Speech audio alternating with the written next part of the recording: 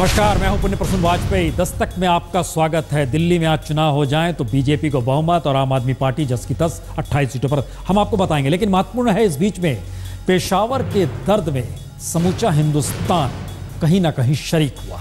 लेकिन इन सब के बीच पाकिस्तान आतंकवाद के खिलाफ जो जद्दोजहद करते नजर आ रहा है, तो क्या ये वाकई वो लड़ पाएगा या घुटने टेक चुका है और घुटने टेक रहा है?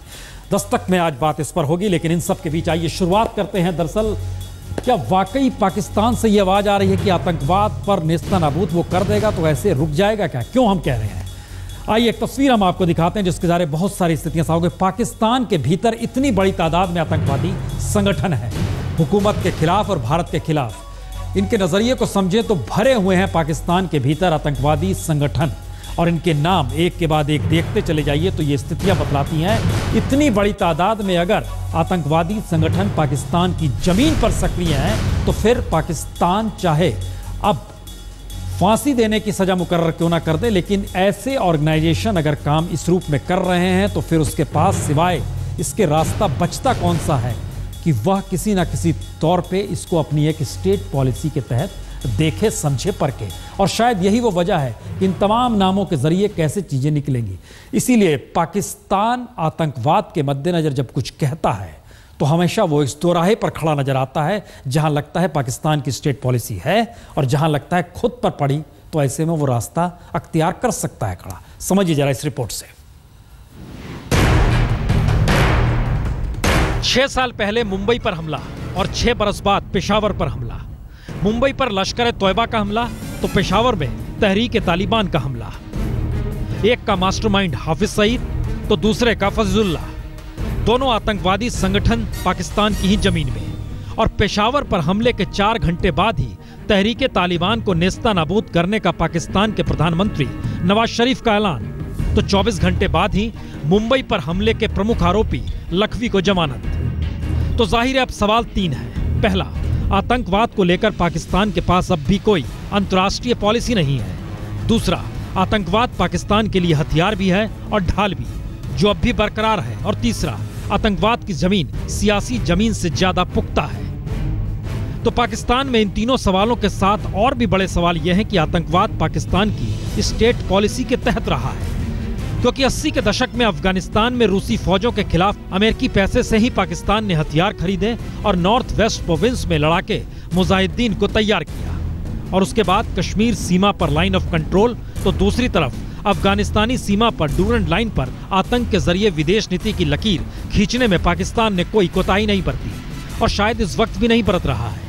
और इन्हीं परिस्थितियों के बीच जब उत्तरी वजीरिस्तान में खुद के लिए मुश्किल आई, तो पाकिस्तानी सेना ने ज़र्ब-ए-अज़्ब ऑपरेशन शुरू किया और उन्हीं लड़ाकों को निशाने पर लिया जो कभी तालिबान के नाम पर अफगानिस्तान में पाकिस्तानी हुकूमतों के लिए रास्ता बना रहे थे। और तहरीक-ए-तालिबान ने जब उल्टा वार पेशावर में किया, तो पहली बार पाकिस्तानी सेना और नवाज शरीफ सरकार के बीच तालमेल यही बना कि आतंकवाद को नेस्तनाबूद करना जरूरी है। लेकिन अब सवाल यही है कि पाकिस्तान आज पेशावर हमले के खिलाफ हो सकता है, लेकिन भारत के खिलाफ आतंक को लेकर अगर उसका रुख नरम यानी स्टेट पॉलिसी के तहत है, तो फिर पेशावर के बाद कल लाहौर, रावलपिंडी या कराची भी हो सकता है, जब कश्मीर को लेकर उसके रुख में कोई परिवर्तन आएगा या फिर अंतर्राष्ट्रीय दबाव में उसे कश्मीर को लेकर कोई नई नीति बनानी पड़ेगी। और शायद असर इसी का है कि पेशावर के आर्मी स्कूल पर बच्चों का नरसंहार करने वाले तहरीक-ए-तालिबान के इन 6 लड़ाकों की तस्वीर सामने आने के बाद भी पेशावर हमलों को लेकर भारत के खिलाफ मोर्चा खोलने की अपनी पारंपरिक कूटनीतिक खुले तौर पर मुशर्रफ से लेकर हाफिज सईद ने खोली। और इन सब के बावजूद भी पाकिस्तान के प्रधानमंत्री नवाज शरीफ आज खामोश रहे। शरीफ की खामोशी कई सवाल खड़े कर सकती है कि भारत के भीतर तो कर भी रही है और पाकिस्तान की सियासत के अंतर्विरोध को भी उभार रही है। शायद इसीलिए परवेज मुशर्रफ बोलने लगे भारत के खिलाफ, हाफिज सईद जहर उगलने लगे भारत के खिलाफ। रॉ जो है हिंदुस्तान का, वो बिल्कुल मुलव्वस है अफगानिस्तान में। और ये मौलाना फजलुल्लाह जो है, ये अफगानिस्तान में है। इसको एनकरेज किया जा रहा था। एनकरेज प्रेसिडेंट कारजाई साहब खुद वो कर रहे थे, खुद कर रहे थे, और रॉ भी कर रही थी। तो ये ना, इसको खुल के अगर आप हिंदुस्तान के साथ ताल्लुकात तो बहुत अच्छे होने चाहिए, लेकिन उसमें अपनी ऑनर एंड डिग्निटी, हमारी सॉवरेंटी को हम नहीं कॉम्प्रोमाइज कर सकते हैं। तो ये क्लियरली कहना चाहिए ना, अगर आप खुद, लेकिन अगर वो हमें छुरा घोंपते हैं पीछे, वो उन्हें कहना चाहिए, हमें कहना चाहिए कि ये हम नहीं टॉलरेट करेंगे, हम कोई आगे नहीं बढ़ सकते हैं अगर ये आप करेंगे। हुकूमत, फौज, अवाम सब एक बात पर इकट्ठे हो जाएं कि इन साजिशों से हमने बदला लेना है और इंडिया जो इस खेल का असल जिम्मेदार है उसे बदला लेना है इंशाअल्लाह। सुकूते ढाका के दिन को मुंतखब किया गया इस्लाम के लिए। हम पूरे तौर पर समझते हैं कि इस साजिश के पीछे इंडिया है। यह कोई संकेत की भाषा नहीं है, यह सीधे सीधे ऐलानिया धमकी है। सवाल यही है कि ऐसे में हिंदुस्तान को किस रास्ते जाना है, क्योंकि पाकिस्तान की जमीन पर सिर्फ आतंकवादी संगठन जो हमने पूरी फहरिस्त दिखाई उतना भर मसला नहीं। अब नए नए टेक्नोलॉजी के जरिए, सोशल मीडिया के जरिए किस तरीके से युवा मुस्लिमों को अपने साथ खड़ा करने के लिए पाकिस्तान के भीतर से संगठन खड़े हो रहे हैं, बिल्कुल ISIS की तर्ज पर। जरा रिपोर्ट देखिए। हिंदुस्तानी मुसलमान बेयार मददगार नहीं है। इस उम्मत के बेटे सरजमीन तौहीद अफगानिस्तान से तुम्हारी तरफ बढ़ रहे हैं। तुम्हें याद होना चाहिए, जिस तरह कल तुम्हारी बर्बादी जिस सरजमीन से हुई थी, उसी सरजमीन से आज अल्हम्दुलिल्लाह तुम्हारी बर्बादी का आगाज हो चुका है। आतंकवादियों की ये आवाज पाकिस्तान की जमीन से है, जो भारत के खिलाफ है, लेकिन भारत के मुसलमानों को उकसाने का प्रयास कर रही है। यानी आतंकवादियों ने भारत के मुस्लिमों को अपने आतंक से जोड़ने का यह नया प्रोपेगेंडा शुरू किया है। और यह प्रोपेगेंडा पाकिस्तान की जमीन से अब उसी तर्ज पर शुरू हुआ है जैसे पहले कभी कश्मीर को लेकर लश्कर तोयबा लगातार आजादी के संघर्ष की बात कहकर कश्मीरियों को उकसाता रहा और अपने आतंक को आजादी के संघर्ष से जोड़ता रहा। लेकिन नए हालात बताते हैं कि आतंकवादी संगठन कश्मीर से आगे निकलकर भारत के युवा मुस्लिम लड़कों को साथ जोड़ने के लिए सोशल साइट्स तक का सहारा ले रहे हैं। नेट पर बहुत सी ऐसी साइट्स हैं, ब्लॉग्स हैं, जहां पर लोग अपने विचारों का आदान प्रदान करते हैं और जो लोग रिक्रूटर हैं, जो बाहर बैठे हुए हैं, जो रिक्रूट करना चाहते हैं लोगों को, वो ऐसे लोगों पे ऑब्जर्व करते हैं कि कौन लोग इस माइंडसेट के हैं, जो उनके माइंडसेट के हैं। फिर वो उनको टारगेट करके, उनको प्रोवोक करके उनसे टच में रहते हैं और अपनी बातें रखने की कोशिश करते हैं और इम्प्रेस करने की कोशिश करते हैं। यदि जो लोग इम्प्रेस हो जाते हैं वो उनको रिक्रूट कर लेते हैं। यानी तकनीक के आसरे भारत के युवा मुसलमानों को भटकाने का आतंकी प्रयास शुरू भी है। और सोशल मीडिया कैसे सक्रिय है, यह मेहदी मसरूर विश्वास से पूछताछ में सामने भी आया। यानी पहली बार कश्मीर से इतर देश के अलग अलग मुद्दों को उठाकर पाकिस्तान की जमीन से कैसे आतंकी जहर इस दौर में उगला जा रहा है, यह आतंकवादियों की खुली तकरीर से सामने आ रहा है। गुजरात के मासूम बच्चों को जलाया, हमने वहाँ भी तुमसे इंतकाम लिया। आज तुम मुजफ्फरनगर में अपनी बुज़दिलाना तजुर्बे को दोहरा रहे हो, याद रखो। तो पाकिस्तानी जमीन से भी ISIS की तर्ज पर युवा मुस्लिम लड़कों को साथ लाने की कवायद आतंकी संगठनों ने शुरू की है। पाकिस्तानी जमीन पर खड़े आतंकवादी संगठनों के निशाने पर अब सिर्फ कश्मीर नहीं बल्कि भारत का वो युवा मुस्लिम भी है जो भटक कर आतंकवादियों के साथ खड़ा हो जाए। इसके लिए सोशल साइट से लेकर तकरीरों तक पे मुसलमान शब्द का इस्तेमाल कर आतंक को पाक साफ बताने की कोशिश भी हो रही है। यानी पहली बार भारत के सामने यह सवाल बड़ा हो चुका है कि पाकिस्तान में किसी आतंकी हमले के बाद भारत उसके गम से जुड़े या भारत के खिलाफ आतंकवादियों को पनाह देने के रवैये पर सीधे आतंक से पाकिस्तानी रिश्तों का अंतर्राष्ट्रीय मंच पर अब खुलासा करे। अरविंद ओझा, दिल्ली, आज तक। ये सवाल इसलिए कहीं ज्यादा महत्वपूर्ण हो चले क्योंकि भारत जो भी सबूत पाकिस्तान को देता है और हमले के बाद पाकिस्तान उसे नकार देता है। हम आपको दिखाते हैं 26 से 11 डोजियर में क्या क्या दिया गया था, अर्निया सेक्टर हाल में हमला हुआ, क्या क्या दिखाया गया था, किस किस रूप में डोजियर सौंपा गया, बताया गया कि देखिए आपके यहाँ की मुहर लगी हुई है, आपके यहाँ के हथियार हैं।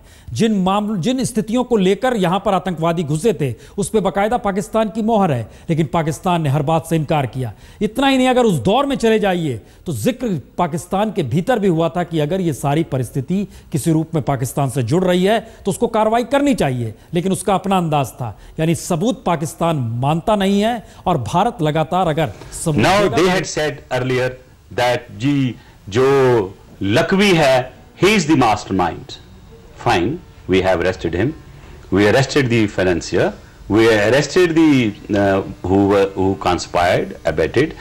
5 बंदों का चालान हमने कोर्ट में पेश कर दिया, मेरा बाहर आने से पहले 2 बंदे हमने और पकड़े, और एक बंदा नहायत ही इंपॉर्टेंट है जिसको हमने पकड़ा है, जिसने पैसे जमा कराए थे बैंक में। तो ये किस लिए कर रहे हैं? हम टेररिज्म को खत्म करने के लिए कर रहे हैं। अब जरा कल्पना कीजिए, उस वक्त के गृहमंत्री रहमान मलिक जिस लखवी का जिक्र कर कर अपनी छाती पर तमगा लगाना चाहते हैं, वही लखवी को आज जमानत मिल जाती है। पाकिस्तान की सबसे बड़ी मुश्किल शायद यही है कि वो आतंकवाद से इनकार करता है, लेकिन आतंकवाद को आश्रय भी देता है। रिपोर्ट देखिए।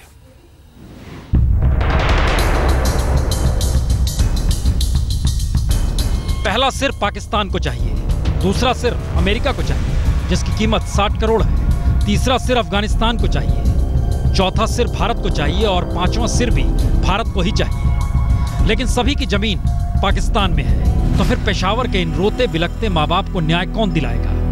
माँ बाप की जिंदगी पर भारी छोटे छोटे बच्चों के इन ताबूतों को देखकर समूची दुनिया सिसक उठी। उनके जज्बातों को न्याय मिलेगा कैसे जब पाकिस्तान की जमीन ही खून का मंजर बनाने वालों का ठौर है? तो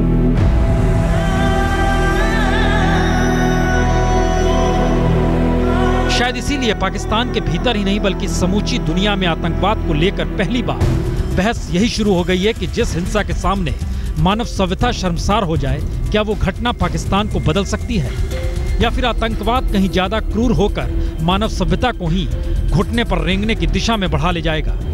ये सवाल इसलिए बड़ा है क्योंकि भारत ही नहीं, अमेरिका भी पाकिस्तान की जमीन पर पलते आतंक की खुली चेतावनी 3 बरस पहले ही दे चुका है। We have made it clear to the Pakistani government we cannot tolerate a safe haven for terrorists anywhere.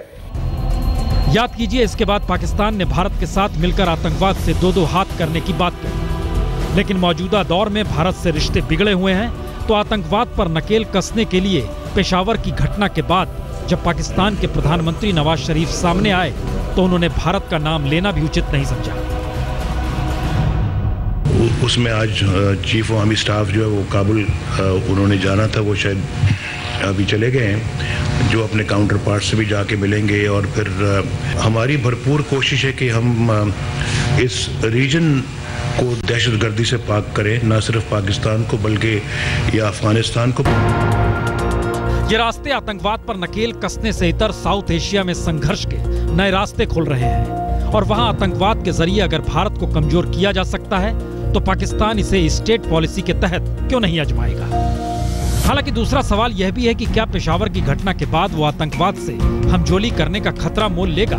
लेकिन इन दोनों सवालों के बीच एक तीसरा सवाल यह भी है कि पाकिस्तान में सत्ता सिर्फ लोकतंत्र से नहीं निकलती है, बल्कि कहीं ना कहीं सेना, कहीं ना कहीं ISI और कहीं ना कहीं आतंकवाद या चरमपंथी संगठन अपनी अपनी सत्ता के मालिक हैं। और इन सब के बीच अमेरिकी राष्ट्रपति पहली बार 26 जनवरी को भारत आ रहे हैं, और वो पाकिस्तान नहीं जा रहे, यानी इस बार चेक एंड बैलेंस नहीं है। और पाकिस्तान की इकोनॉमी चीन के साथ संबंधों और आतंकवाद से लड़ने के लिए अमेरिकी मदद पर टिकी हुई है। और इन सब के बीच अमेरिका अफगानिस्तान से नाटो फौज को 2015 में पूरी तरह हटा लेगा, तो तालिबान को रोकने के लिए पाकिस्तान ही सबसे जिम्मेदार भी होगा और दावेदार भी होगा। यानी आने वाले वक्त में पाकिस्तान की विदेश नीति, कूटनीति तालिबान की जरूरत बन सकती है। तो क्या रास्ता वाकई पाकिस्तान निकाल लेगा, या इस पूरे इलाके की स्थिति और जटिल हो जाएगी और आने वाले वक्त में सिर्फ एक पेशावर नहीं, कई पेशावर देखने को मिलेंगे? लाख टके का सवाल यही है। मुश्किल आतंकवाद को लेकर सिर्फ पाकिस्तान के नहीं बल्कि इस पूरे क्षेत्र को लेकर है, और मसला यही है पेशावर के बाद गमजदा हुआ जाए या गंभीर हुआ जाए। क्योंकि आतंकवादी संगठनों की अगर आपने फहरिस्त देखी तो बड़ी तादाद में पैसा जमा करने के लिए फंडिंग भी होती है। जमातुल दावा खुद करता है, अल रशीद ट्रस्ट, अल अख्तर ट्रस्ट, राबिता ट्रस्ट, उस्मा तमीर नौ। इन सब के बीच भारत की पॉलिसी क्या होनी चाहिए? भारत किस रूप में रिएक्ट कर रहा है, सुनिए जरा। मुंबई की आतंकवादी वारदात के मुलजिम को बेल ग्रांट किया जाना, इसे मैं बहुत ही दुर्भाग्यपूर्ण मानता हूं। लेकिन भारत सरकार के द्वारा पर्याप्त एविडेंसेस पाकिस्तान गवर्नमेंट को प्रोवाइड किए गए थे। यह उम्मीद करता हूं पाकिस्तान की सरकार से कि इसकी अपील अपर कोर्ट में की जाएगी ताकि ज़कीर रहमान लखवी की बेल को कैंसिल कराया जा सके। भारत ने एकदम पॉजिटिव सेंस दिखाया है, दे शुड रेसिप्रोकेट, लेकिन कभी कभी होता नहीं। वही बोल रहे, मैं कभी कभी होता नहीं, उसके ऊपर मैं बात नहीं करूँगा। लेकिन एक हमारे इसमें एक कहावत है, जब आप पत्थर फेंकते हैं और कुत्ते को लगता है तो दाई जो टांग होते हैं ना, लेफ्ट लेग, उसके ऊपर ही ये हो जाए, किधर भी लगने दे। तो थोड़े लोगों को कुछ भी हो गया तो भारत के ऊपर ही उनका उंगली होता है। संकेत अच्छे नहीं। आतंकवाद के मद्देनजर पड़ोसी देश की जमीन पर जिस तरीके से संगठनों की मौजूदगी है, सवाल यही है इस पूरे इलाके को लेकर रास्ता क्या निकले।